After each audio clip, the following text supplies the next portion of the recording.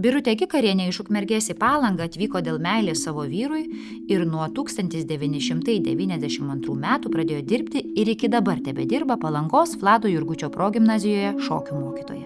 Aš jau 3 klasėje žinojau, kad būsiu šokių mokytoja. Šokis tai yra mano gyvenimas ir būdas. Pradėjau pati 3 klasėje lankyti, visą laiką lankiau kultūros centre šokių būrelius ir paskui pasirinkau šokio mokytojo specialybę. Kai ateini į salę ir pamatai vaikų akis žibančias, iš karto tau kyla noras ir dirbti, ir organizuoti, ir vykdyti veiklas visokias, ir dalyvauti koncertuose, konkursuose, važiuoti į keliones, dalyvauti ir televizijos projektuose, ir miesto renginiuose. Iš tikrųjų, tas atsakas, jų tos žibančios akis, ir traukia prie tos specialybės, prie to pedagoginio darbo. Per 32 pedagoginio darbo metus Birutė yra išugdžiusi tokią gausybę šokėjų, kad net pačiai juos sunku suskaičiuoti. Didžiausia Birutės gimtadienio dovana – buvusių šokėjų suvažiavimas. Su pirmos kartos šokėjom kiekvieni metai susitinkam per mano gimimo dieną. Ir jos visos stengiasi suvažiuoti. Jos tiek laukia, tiek mes bendraujam. Būtent tokie šokėjai tave ir veda į priekį. Viena iš Birutės šokėjų Aiva Vaičiūtė šiandien kartu su ja vaikus moko šokio subtilybių. Aiva į šokių pamokas 2 klasėje atvedė mama, o jos netekus, ją atstojo Birutė. Netekau mamos, kai aš buvau 4-okė, tai man buvo 11 metų ir Birutė buvo mano kaip gyvenimo ramstis, visą laiką visose gyvenimo problemose galėdavau tikrai kreiptis į ją.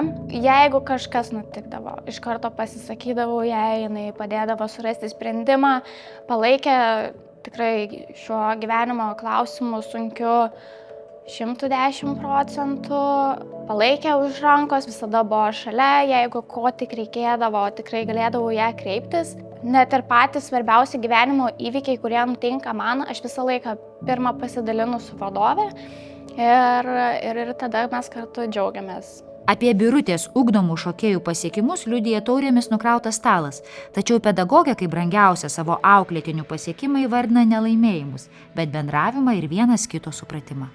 Ne kiek, kad čia kažką laimėjau, kažką pasiekiau. Aišku, tas irgi labai yra svarbu, dėl to mes ir dirbam, mes ir prakaituojam salėje, ir važiuojam, ir stengiamės.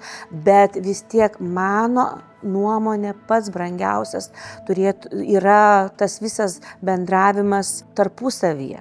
Tas draugiškumas, tas vienas kito pagalba, tas toks, kaip pasakyti, vienas kito supratimas. Paklausta apie poilsį ir laiką savo, Birutė prisipažįsta, kad tokio turi labai mažai, nes didžioji dalis jo savaitgalių skirta šokėjams.